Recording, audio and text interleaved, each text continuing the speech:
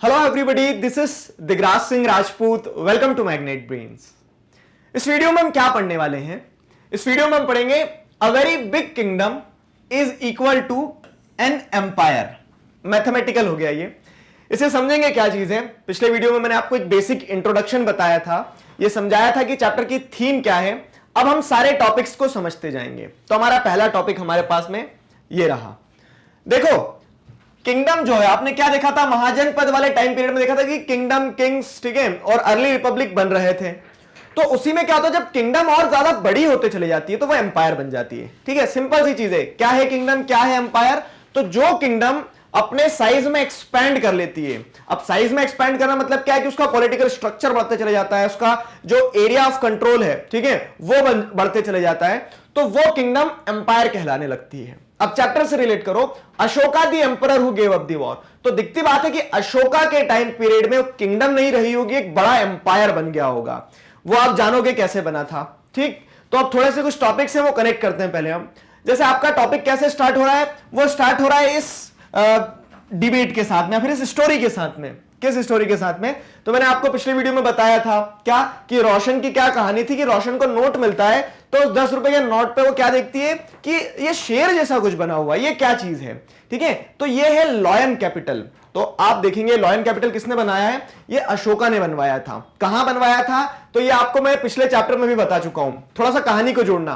पिछले चैप्टर में आपने क्या देखा था कि सारनाथ जाते हैं बच्चे घूमने स्कूल से।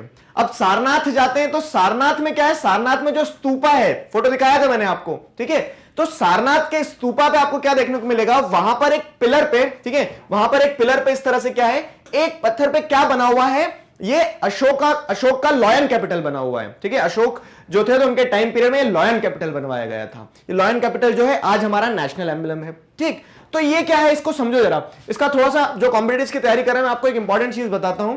ठीक, कि जैसे हमारे जो नेशनल सिंबल्स हैं, जितने भी फ्लैग हो गया, नेशनल फ्लैग हो गया, नेशनल सॉन्ग हो गया, नेशनल एम्बलम हो गया, तो इन सारी चीजों को आपको थोड़ा सा नॉलेज रहना चाहिए कि कैसे क्या चीजें होती है।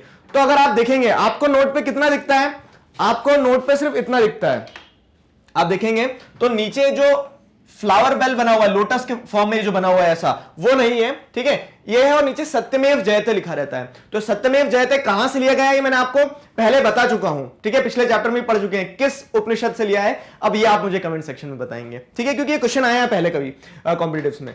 तो हाँ, हम बात यहां पर कर रहे थे कि आप इसे देखोगे तो यहां पे 4 लॉयन है। अब बोलोगे सर 3 ही दिख रहे हैं, तो जिस तरफ से देखोगे उस तरफ से 3 ही दिखेगा ना। अगर एंगल ऐसा होगा हमारा तो अब हमें 1 2 3 दिखेगा, तो वो 4 लॉयन है। ठीक है, 4 लॉयन है। उसके ऊपर जैसे अगर आप देखोगे तो जो प्लेटफॉर्म बना है, यहां पे आपको क्या देखने को मिलेगा?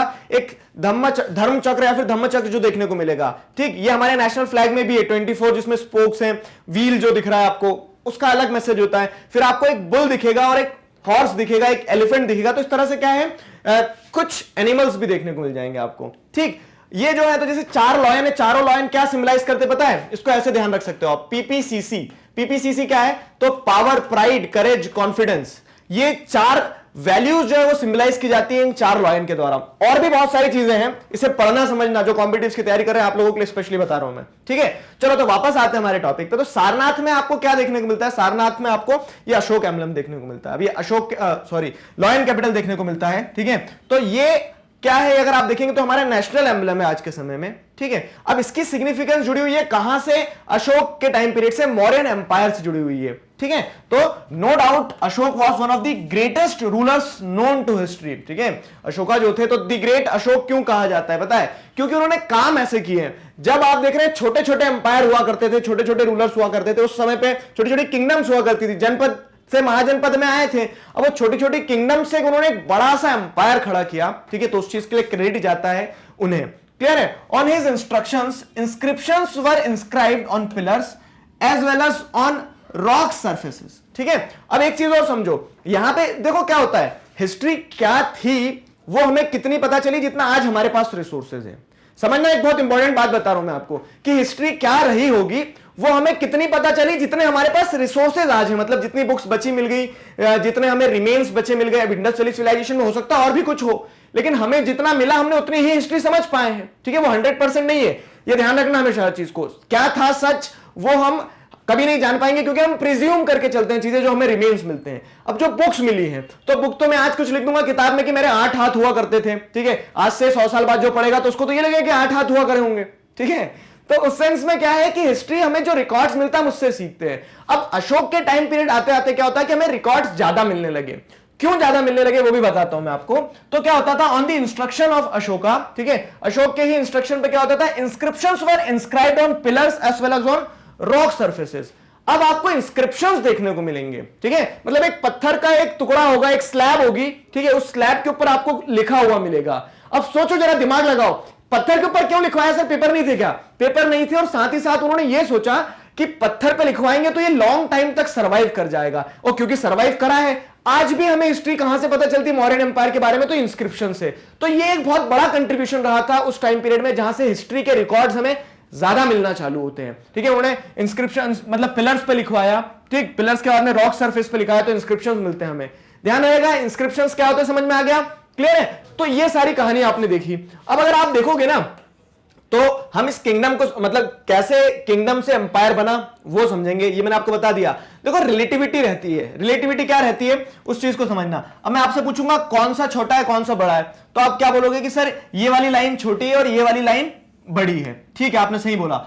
अब अगर मैं क्या बोलूंगा कि कौन सी लाइन छोटी है कौन सी लाइन बड़ी है, तो आप क्या बोल दोगे, और इसको हटा देता हूं, तो आप क्या बोलोगे कि ये वाली लाइन छोटी है सर। तो अभी तो थोड़ी देर पहले आपने बोला था कि ये वाली लाइन बड़ी है, ठीक है।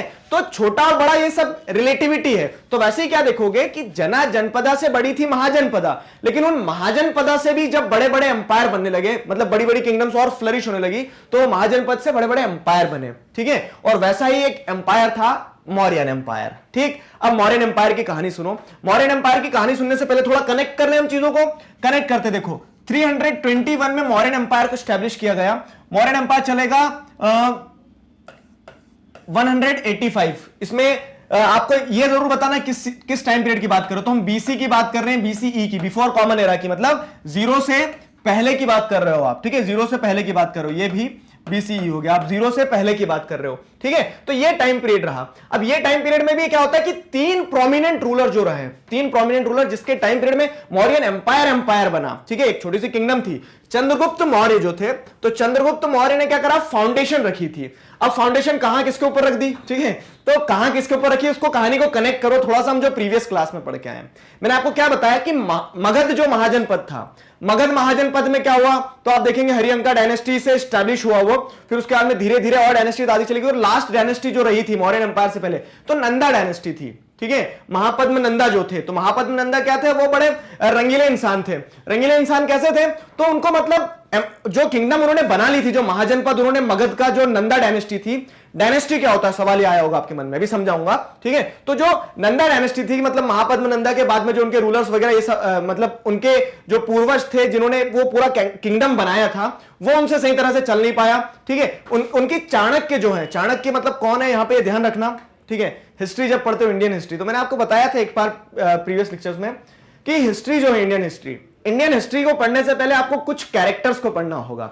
जैसे होता है ना कि कोई मूवी रिलीज होने वाली है, तो मूवी रिलीज होने से पहले वो कैरेक्टर्स का एक एक इंट्रो देते हैं छोटा। तो वैसे ही क्या है कि जब आप इंडियन हिस्ट्री पढ़ते हो, तो मैंने आपको बताया है कि आप सिद्धार्थ गौतम, ठीक है, बुद्धा के बारे में पढ़ो, ठीक, महावीर के बारे में पढ़ो, महावीर के बारे में पढ़ो, आप पढ़ो किसके बारे में, चाणक्य के बारे में पढ़ो, ठीक है, आप अशोक के बारे में पढ़ो। तो ये कुछ कुछ गिने चुने कैरेक्टर्स अगर आप पढ़ लोगे, तो जैसे शिवाजी के बारे में पढ़ो, ठीक है, तो ये कुछ कैरेक्टर्स अगर आप पूरी इंडियन हिस्ट्री को पढ़ना चाहते हो, समझना चाहते हो, तो पहले इन कैरेक्टर्स को पढ़ लो, समझ लो, फिर आपको कनेक्ट करने में बहुत आसानी होगी। तो ऐसे चाणक्य का एक बहुत इंपॉर्टेंट रोल रहा है इंडियन हिस्ट्री में, ठीक है, मौर्यन एम्पायर के एस्टैब्लिशमेंट में उनका बहुत इंपॉर्टेंट रोल रहा है। तो मैं आपको चीजें कनेक्ट करवा रहा हूं कि नंदा डायनेस्टी जो है, नंदा डायनेस्टी की डिक्लाइन कह लो, या फिर नंदा डायनेस्टी का काम तमाम करने में चाणक्य का बहुत इंपॉर्टेंट रोल रहा है।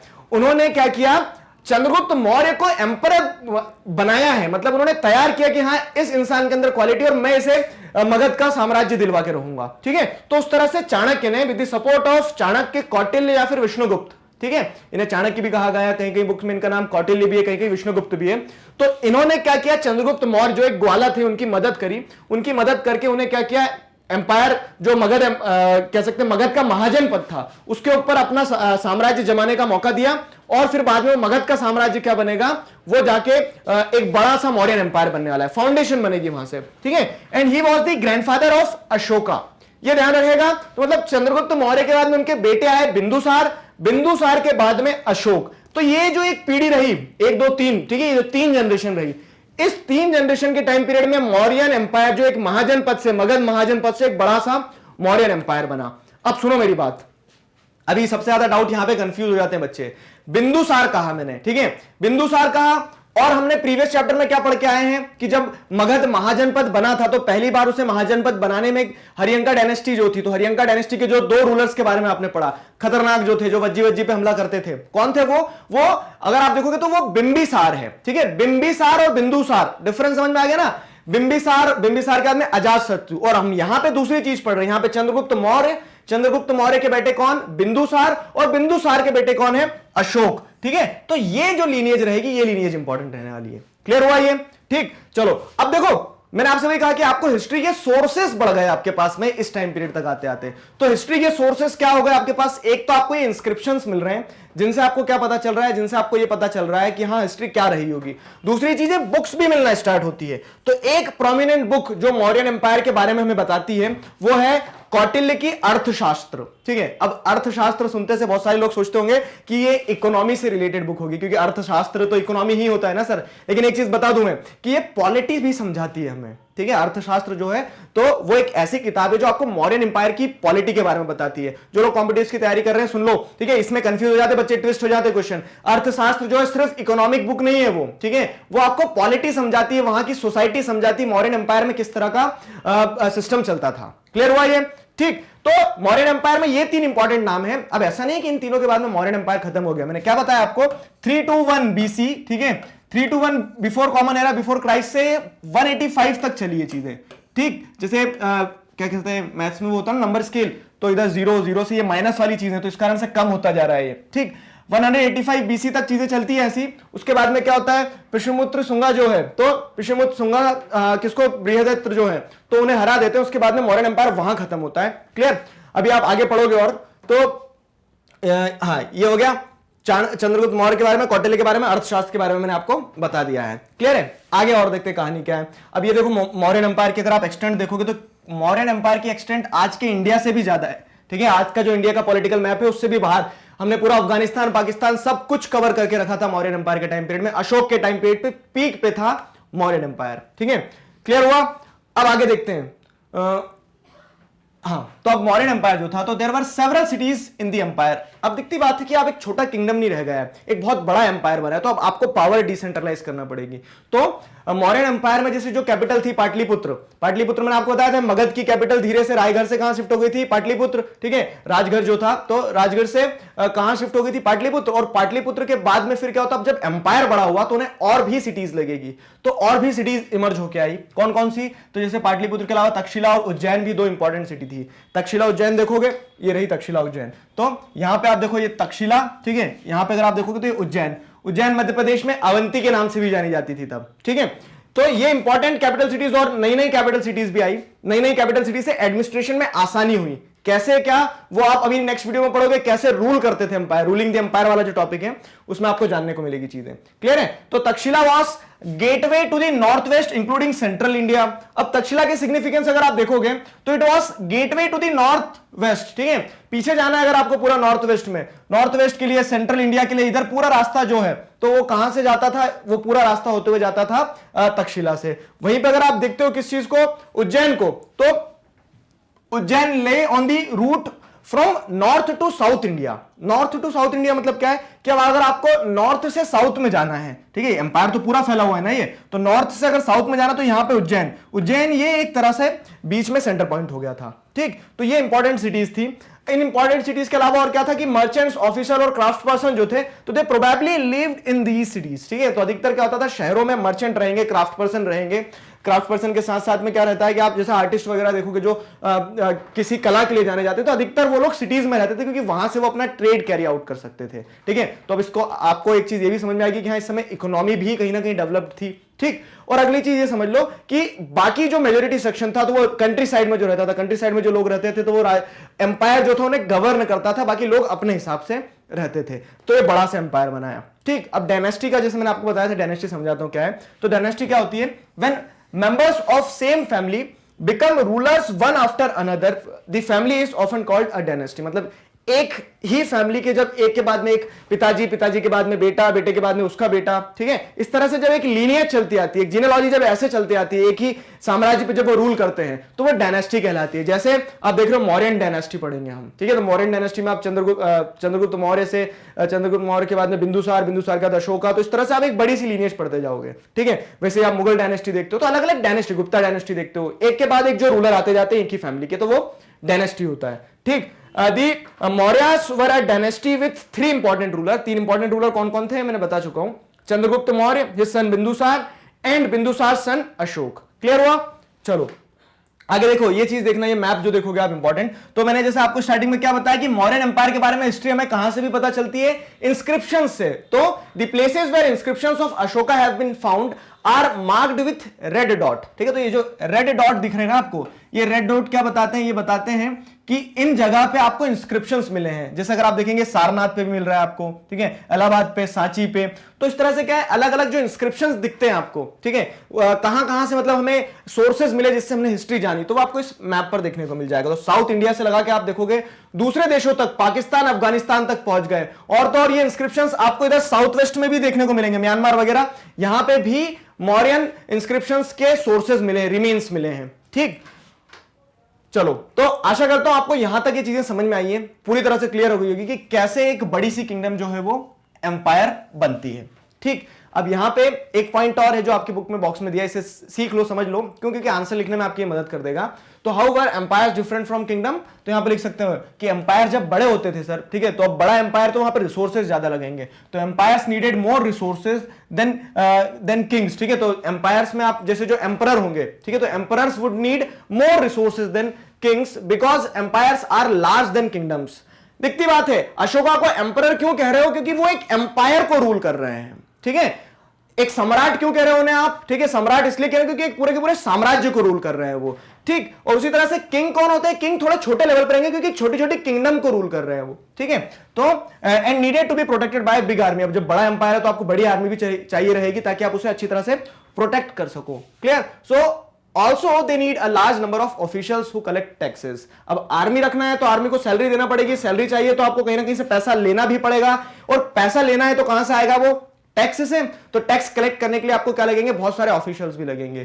तो इन शॉर्ट अगर कहा जाए तो एक एम्पायर बड़ा किंगडम होता है, बड़ा किंगडम होता है, वहां पे मैनेजमेंट बड़े लेवल पे होता है, बड़े रिसोर्सेज चाहिए रहते हैं, बड़ी आर्मी मेंटेन करना पड़ती है, तो बहुत सारे लोग इस पूरे के पूरे सिस्टम को चलाने में जुटे हुए रहते हैं। ये मैंने आपको एक्सप्लेन कर दिया। Clear? So this was all about this topic, a very big kingdom is equal to an empire. Topic हमारा कंप्लीट होता है, इंपॉर्टेंट टॉपिक था। आशा करता हूं सारी चीजें आपको समझ में आई हैं। किसी प्रकार का डाउट है, feel free to ask in comment section. Magnet Brains पर इसी तरह से क्लास 4th से क्लास 12th तक सभी सब्जेक्ट्स, सभी चैप्टर्स, टॉपिक, सब टॉपिक, सब कुछ सिस्टमैटिक वे में वीडियो लेक्चर्स के फॉर्मेट में अवेलेबल है, जिन्हें आप बहुत आसानी से देख सकते हैं, पढ़ सकते हैं, समझ सकते हैं, घर बैठे अपना सिलेबस कंप्लीट कर सकते हैं। जी हां, अपने जूनियर्स और सीनियर्स को जरूर बताइए मैग्नेट ब्रेन्स के बारे में। मिलते हैं नेक्स्ट वीडियो में अगले टॉपिक के साथ। Till then stay connected, keep learning. Thank you very much.